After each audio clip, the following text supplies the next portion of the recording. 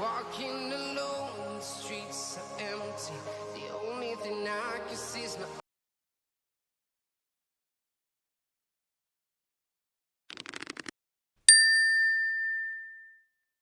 Let's talk about troubleshooting CPUs. Troubleshooting a CPU is a little bit more difficult than troubleshooting other devices in a system because CPUs aren't mechanical in nature. They don't have any moving parts and they don't wear out with normal usage.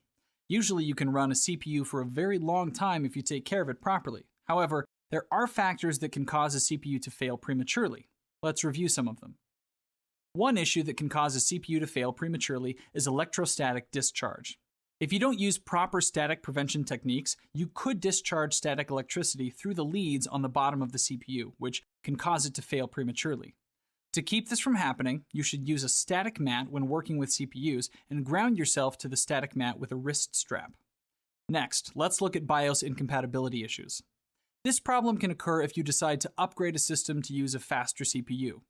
Even though the CPU and the motherboard socket may be an exact match, older BIOS firmware on the motherboard may not be able to work with the newer CPU. Essentially, the newer CPU didn't exist when the BIOS firmware was written. If this happens, reinstall the original CPU, go to the manufacturer's website, and then verify that the newer CPU is supported by updated BIOS firmware. Usually it will be, but occasionally it won't. If it is, then download the latest BIOS update and install it. Then you can install the newer CPU. Another issue that can cause a CPU to fail is overclocking. With most modern motherboards, you can configure the motherboard to run at a higher clock speed or with a higher multiplier than what the CPU is specified to use. This is done to improve system performance. If this is configured within certain limits, the CPU usually can handle it and it'll run at a higher speed with improved performance. However, there are several issues to be aware of with overclocking.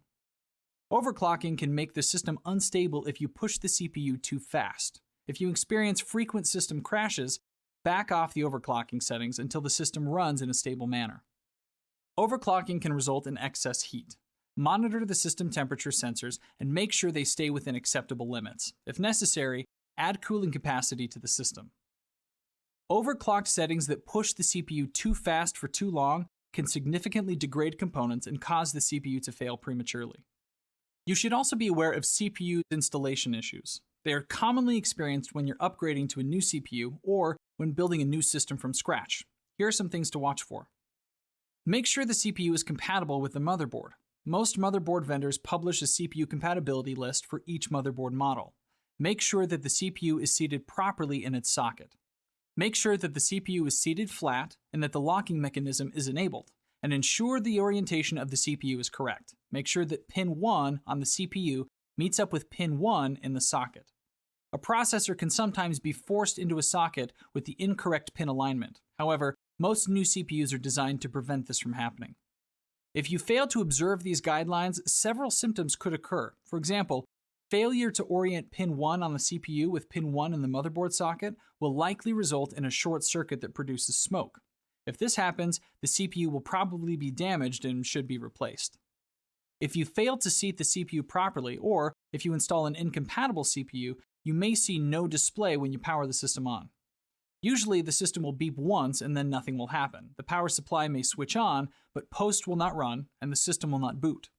If this happens, first verify that the CPU is compatible with the motherboard. If it is, then verify that it's seated properly and locked into the CPU socket on the motherboard.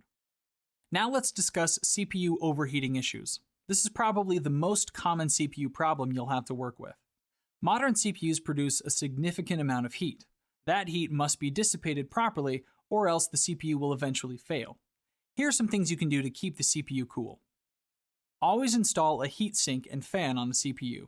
Never power on the system without them installed, not even for a minute. The CPU will overheat and experience damage within a few minutes if you do. Monitor the temperature of the CPU. Most motherboards implement several temperature sensors that you can use to keep track of the system temperature. Ensure the power supply and CPU fans are working. Occasionally they fail. If they do, the system will not be able to evacuate heated air from the system. If the temperatures run continuously high, then consider adding additional fans to the system. Remember that the fans must work with and not against each other.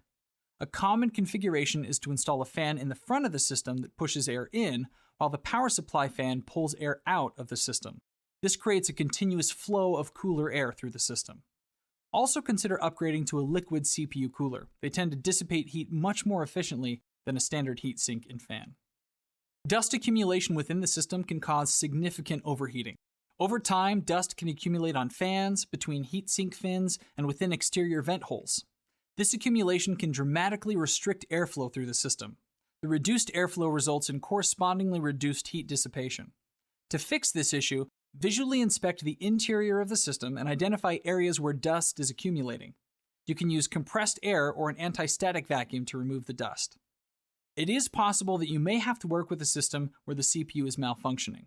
Perhaps it has overheated, and as a result, it isn't stable anymore, or maybe it's failed completely. The best way to verify that this is the case is to replace the suspect CPU with a known good CPU of the same make and model. If the known good processor works properly in the system, then you know the original CPU is failing or has already failed.